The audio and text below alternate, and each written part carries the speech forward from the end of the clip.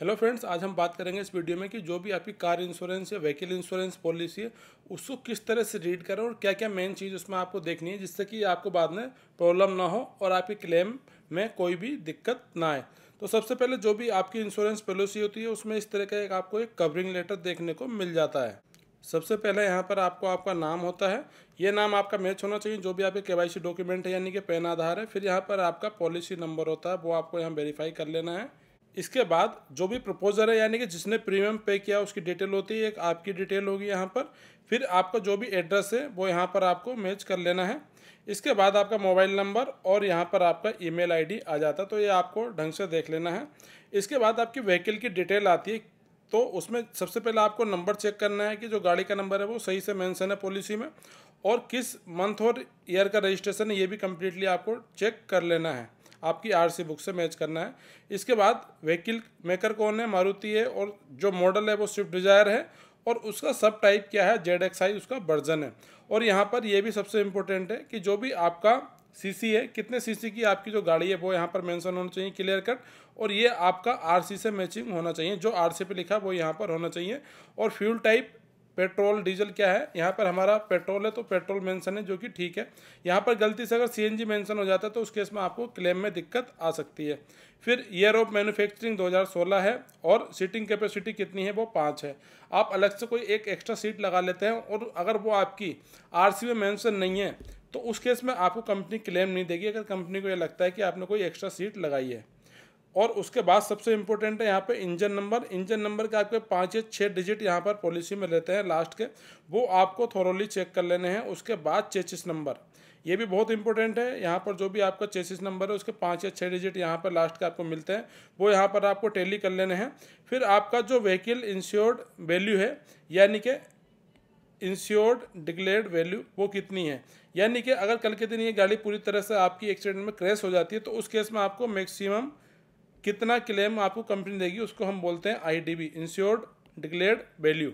तो ये यहाँ पर आपको टैली कर लेनी है कि जितना कंपनी ने आपको बताया था ड्यूरिंग द जब आप प्रीमियम पूछ रहे थे या कोई भी एजेंट से आप कर रहे थे, ये उतना ही होना चाहिए। अगर ये यहाँ पर कम हो जाता है तो यानी कि आपकी जो IDV है वो कम हो जाती है, तो इसको आप ढंग से चेक कर लें। जो आपको बताया गया था पॉलिसी लेते वक्त उतना ही यहाँ पर ये मेंशन होना चाहिए।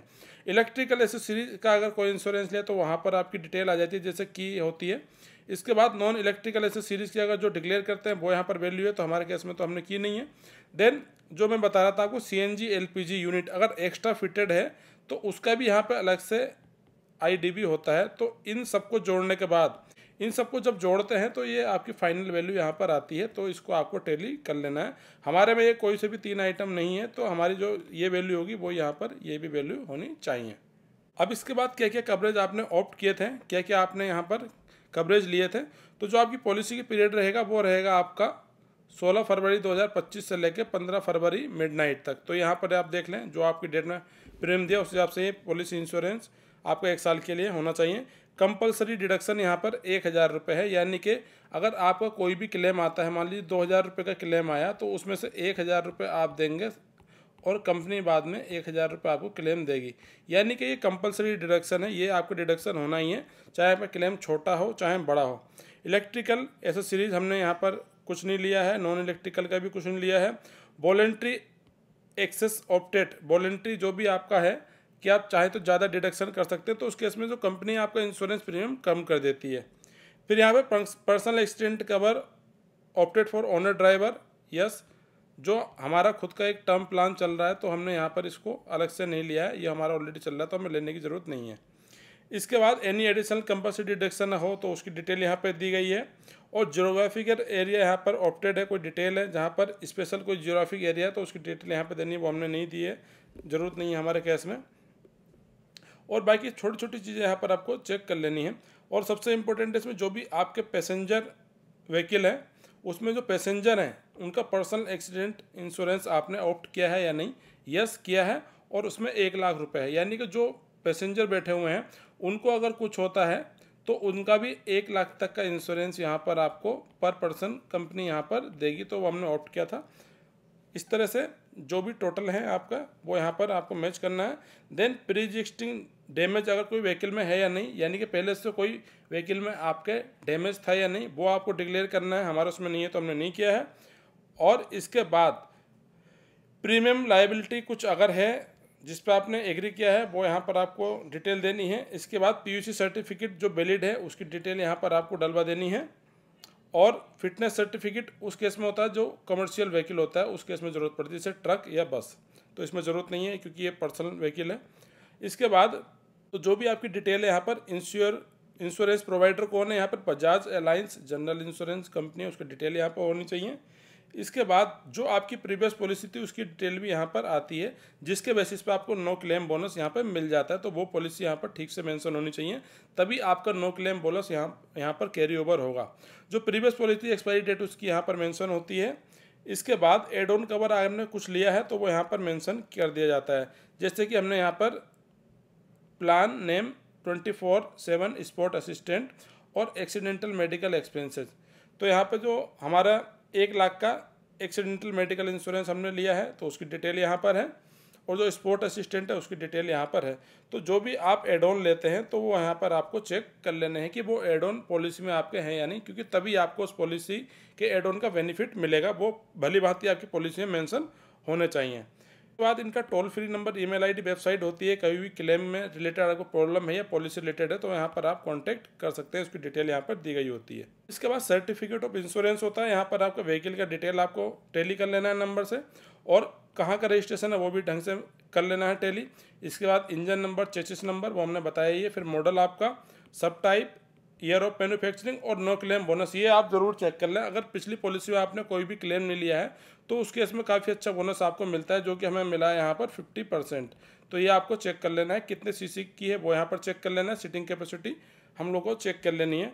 फिर रजिस्ट्रेशन अथॉरिटी कहाँ की है, नैनीताल की है, तो वहाँ का कोड आपका यहाँ क्या गया, डिस्ट्रिक्ट का। देन एड्रेस ऑफ इंश्योर्ड, यानी कि जिसके नाम पर गाड़ी है उसका एड्रेस आपको चेक कर लेना है। और जियोग्राफी कुछ एरिया होगा जियोग्राफिकल, तो वो आपको मेंशन कर देना है। बिजनेस और प्रोफेशन है कुछ, तो वो हमारे यहाँ पर नहीं है। पॉलिसी कब से शुरुआत होगी, ये पॉलिसी शुरू होगी आपको 16 तारीख को, यानी कि आधी रात के बाद ये शुरू हो जाएगी, और मिडनाइट के ख़त्म होते 15 फरवरी 2026 को ख़त्म हो जाएगी। ये इसकी डिटेल हो जाएगी पॉलिसी कवरेज की, कब से कब तक रहेगी। इसके बाद जो भी आपने मेडिकल इंश्योरेंस लिया था एडिशनल राइडर, वो यहाँ पर आपको चेक कर लेना है। साथ में जो भी आपका स्पोर्ट असिस्टेंस है वो आपको यहाँ पर चेक कर लेनी है। इसके बाद जो भी डिटेल है आपकी, जिसने पॉलिसी इशू करी है, जिस ऑफिस ने, उसकी डिटेल यहाँ पर आपको मिलती है, जो भी कंपनी का ऑफिस है, तो यहीं पे आपको कांटेक्ट करना होगा इन क्लेम के केस में अगर कोई प्रॉब्लम आती है तो। यहाँ पर ये कंपनी के साइन हो जाते हैं जिसने ये पॉलिसी इशू करी है। फिर आता है जो भी private package car insurance policy का शेड्यूल होता है, इसमें सारी डिटेल आपको यहाँ पर लिखी मिलती है। इसको दोबारा से आप चेक कर लें। सबसे पहले इंश्योर्ड का नाम आएगा, वो आपको KYC डॉक्यूमेंट से चेक कर लेना है। जो आपका पैन कार्ड या आधार कार्ड पर नंबर हो उसी के हिसाब से ये नाम मैचिंग होना चाहिए। फिर आपका एड्रेस आ जाएगा। फिर आपका कस्टमर आईडी, उनके बिहाफ पे जो आपकी कस्टमर आईडी क्रिएट करी जाती है इंश्योरेंस कंपनी के हिसाब से, और जो जहाँ पर आपने पॉलिसी ली है उसकी डिटेल यहाँ पर आ जाएगी उत्तराखंड के लिए। देन पॉलिसी नंबर आपको चेक कर लेना है। पॉलिसी कब इश्यू हुई वो देख लेना है, कब से कब तक वैलिड है। Then policy number, previous policy और इनवॉइस नंबर, और कंपनी का GST यहाँ पर आपको चेक कर लेना है। इसके बाद फाइनल डिटेल आपको चेक करनी है। गाड़ी का number, place of registration, engine number, chassis number, make and model, सब टाइप, और नो क्लेम बोनस, ये बहुत इंपॉर्टेंट है, और कितने सीसी की है आपकी। सीटिंग कैपेसिटी हो गई, मैन्युफैक्चरिंग कब की है वो डिटेल यहाँ पर आ जाएगी। और देन फाइनली जो भी इंश्योर्ड डिक्लेयर्ड वैल्यू है वो आपको चेक कर लेनी है यहाँ पर। और इसके बाद टोटल वैल्यू जो है वो चेक कर लेनी है, इनकेस अगर इसमें से आपको कोई भी ऑप्शन लागू है तो। अब बात करते हैं जो प्रीमियम है उसका ब्रेकअप भी यहाँ पर कंपनी डिटेल में आपको देती है, जैसे कि ऑन डैमेज प्रीमियम कितना था, फिर आपका जो टोटल ऑन डैमेज प्रीमियम कितना था, अगर कोई डिस्काउंट मिला होगा तो वो यहाँ से माइनस होगा, यहाँ पे मिला नहीं है तो 1697 रुपये। देन नेट प्रीमियम आपका हो जाएगा, स्टेट का GST लगा, सेंट्रल का लगा, यानी कि 18% GST इस पर लगा, तो ये हो गया इतना। इसके बाद बेसिक थर्ड पार्टी प्रीमियम, यानी कि थर्ड पार्टी जिसे TP बोलते हैं, उनका प्रीमियम कितना है। देन पर्सनल एक्सीडेंटल कवर कितना है। उसके बाद लीगल लाइबिलिटी पर्सन की कितनी है, ड्राइवर की, उसका 50 रुपये प्रीमियम है। पर्सनल एक्सीडेंट कवर हो 5 पैसेंजर 1 लाख रुपये ईच, तो उसका 250 रुपये प्रीमियम है। और टोटल एक्ट प्रीमियम B, तो यहाँ पर इस तरह से जो प्रीमियम की लायबिलिटी है वो यहाँ पे कैलकुलेट होती है और जो फाइनल प्रीमियम है वो आपका यहाँ पर आ जाता है। तो इस तरह से इन सबको जोड़ेंगे तो ये वाला फाइनल फिगर आपको मिल जाएगा। इसको भी भली बात चेक आपको कर लेना है। इसके बाद किसी एजेंसी के थ्रू लिया है, यानी कि किसी डीलर के थ्रू लिया है आपने, कमीशन एजेंट या इंश्योरेंस एजेंट के थ्रू, तो उसका यहाँ पर एजेंसी कोड होगा और उसका कॉन्टैक्ट नंबर भी यहाँ पर मेंशन होगा। एजेंट का नाम आ जाएगा, ईमेल आईडी, इस तरह से आपकी डिटेल आ जाएगी। और इसमें क्या क्या कंडीशन एप्लीकेबल होंगी ड्राइवर के लिए, लिमिट ऑफ लायबिलिटी में क्या होगा, इस तरह से जो भी डिटेल है वो आपको ढंग से पढ़ लेनी है कि जो आपको पॉलिसी के टाइम पे बताया गया था वो सेम यहाँ मेंशन है या नहीं, सेम टर्म्स कंडीशन। और यहाँ पे पॉलिसी की रिसीट भी आपकी लिखी होती है। अब जो फाइनल है वो आपको एक चीज़ और है जो सबसे इम्पोर्टेंट है कि जो भी पॉलिसी का आपने प्रीमियम दिया है उसके इक्विवेलेंट की रिसीट आपके पास होनी चाहिए, रसीद।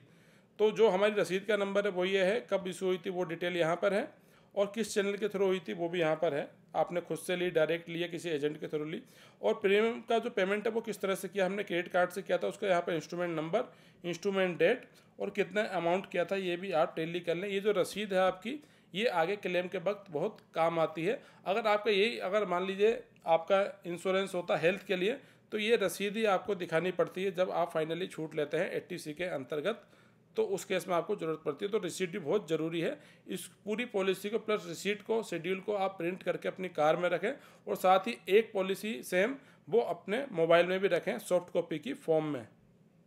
तो इस तरह से आपको सारी डिटेल अपनी पॉलिसी की चेक कर लेनी है, जिससे कि जो भी आपका क्लेम है उसमें आपको कोई प्रॉब्लम ना आए।